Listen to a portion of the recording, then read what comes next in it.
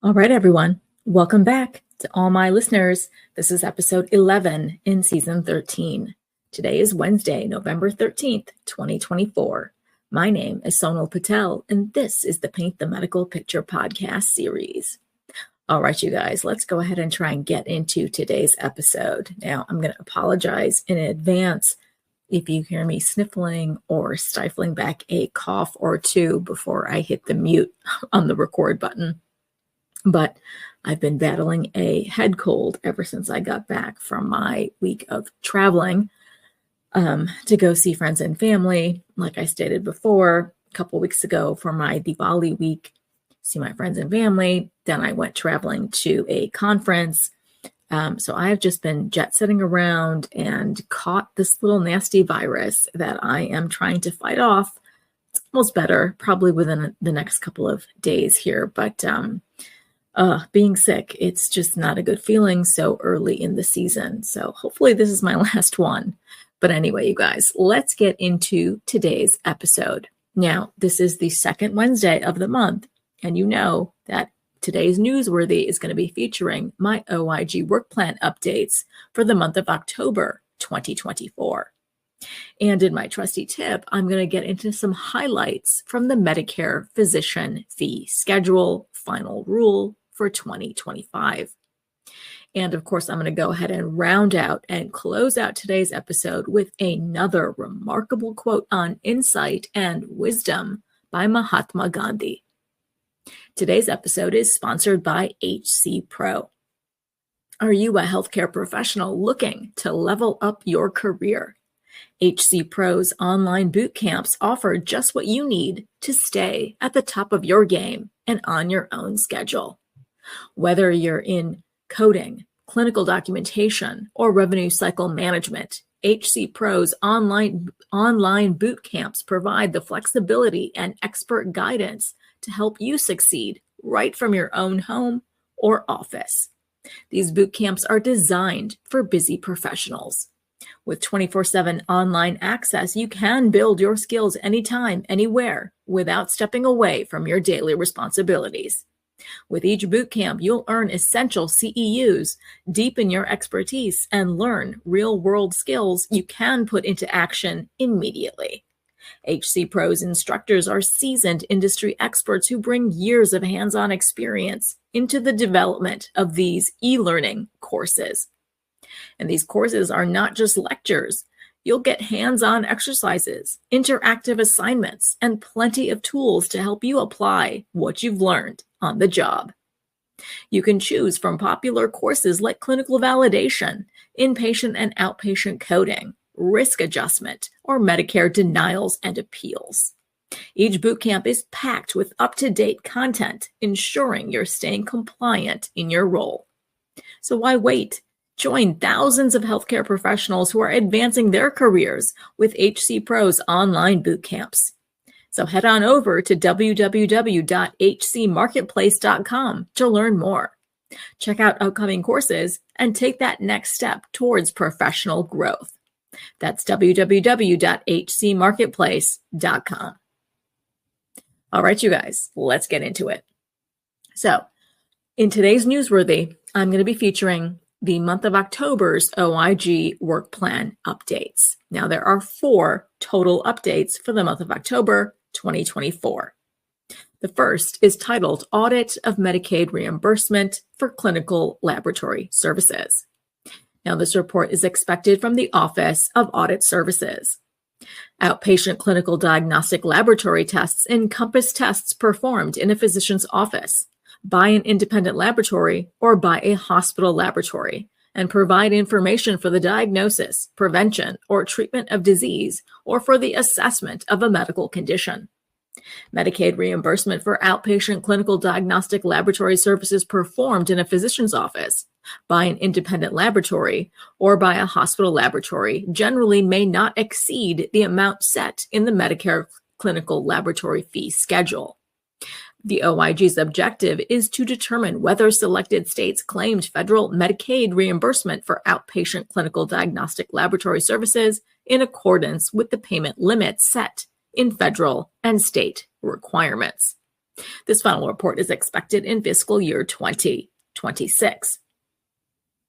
Now, the second OIG Work Plan update for the month of October 2024 is titled Medicare Payments to Suppliers for Oxygen and Oxygen Equipment. Now, this report is expected from the Office of Audit Services. Medicare covers reasonable and necessary durable medical equipment, prosthetics and orthotics, and supplies, also called DMEPOS, such as oxygen and oxygen equipment. For calendar year 2023, Medicare paid more than $674 million for oxygen and oxygen equipment.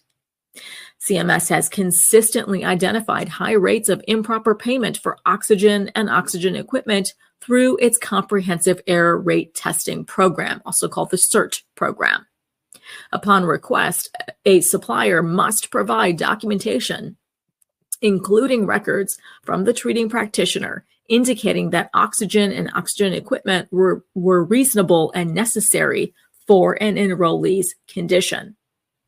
The OIG will determine whether Medicare paid suppliers for oxygen and oxygen equipment according to Medicare requirements. Now, this final report is expected in fiscal year 2026. Now, the third OIG Work Plan update for the month of October 2024 is titled Audit of Medicare Part D Over-the-Counter Drugs. Now, this report is expected from the Office of Audit Services. Over-the-counter or OTC drugs may be purchased without a prescription.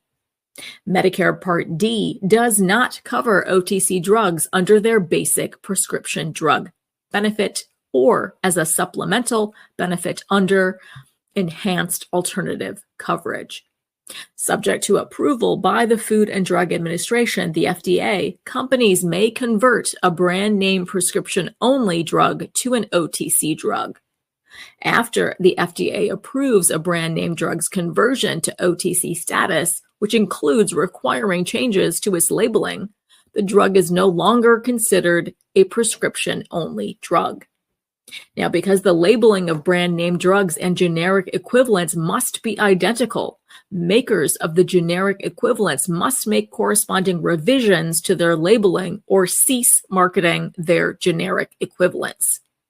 The OIG will conduct a nationwide audit of Medicare Part D prescription drug event data to identify payments for OTC drugs sold under obsolete prescription-only labeling. The OIG will determine whether CMS oversight of Medicare Part D sponsors ensured compliance with federal requirements for preventing payments of OTC drugs. This final report is expected in fiscal year 2026. And the fourth and final OIG Work Plan update for the month of October 2024 is titled Wheelchair Repair Services for Medicare Enrollees. Now, this report is expected from the Office of Evaluation and Inspections. Wheelchair malfunctions and subsequent repairs are disruptive to users' mobility, and media sources have raised concerns about the timeliness and quality of wheelchair repair services. Wheelchair suppliers must adhere to quality standards set by legislation and by CMS. This evaluation will examine durable medical equipment suppliers who provide wheelchair repair services and will consider the duration of repairs, suppliers' implementation of selected quality standards, and accreditors' identification of deficiencies related to wheelchair repairs. The OIG will review documentation from wheelchair suppliers and accreditation organizations and conduct interviews with CMS, accreditation organizations, as well as Medicare enrollees. Now, this final report is expected in fiscal year 2026. And now it's time for my best practice tips in Trusty Tip. So, today's Trusty Tip is an important one. It means read those final rules when CMS releases them. And take the time. It may take weeks and weeks and weeks to read these documents. Because, for example, this year on November 1st, just a few days ago, when the CMS released their Medicare physician fee schedule for 2025, it is a whopping 3,088 PDF pages long. So those are multiple beach novels put together. Those are multiple JAMA magazines strung together. That is a huge document to not only read, but to analyze, which is what I like to do. And this year, it's going to take me quite some time to actually wade through all of that information. So definitely stay tuned in the weeks to come. I do plan on addressing some of the most important items from the final rule that I believe will play really, really well into 2025 for our physicians. But like I stated, on November 1st, 2024, the Centers for Medicare and Medicaid Services, that's our CMS, they issued this rule finalizing changes for Medicare payments under the physician fee schedule and other Medicare Part B policies effective on or after January 1st, 2025. Now, let me just start off with the bad news first. The very bad part of this huge document is that there is going to be an expected reduction in the rate for calendar year 2025 for our beloved physicians. The plan is, by factors specified in law, average payment rates under the physician fee schedule will be reduced by 2.93% in calendar year 2025 compared to the average amount these services were paid for most of calendar year 2024. And as I go on to read this and continue quoting, this amounts to an estimated calendar year 2025 physician fee schedule conversion factor of $32.35 from the current calendar year 2024 conversion factor of $33.29. So let's see what Congress does if there's any action taken before the next administration takes over. Let's see. Fingers crossed. But there's also a lot of really good news to unpack as well. And I always like to focus on the positive, the glass half full side of things. And like I hinted at a moment ago, I definitely will come back week after week and start addressing some of these really good items in the weeks to come. So in my opinion, the final rule goes over expanded coverage for our HCPCS Level 2 complexity add-on code, that G2211 code that I've talked about in previous episodes. It's such a wonderful code for our primary care physicians, our infectious disease specialists, all of the providers who can really utilize this complex add-on code. There's also a new HCPCS Level 2 add-on code for E&M services complicated by infectious disease.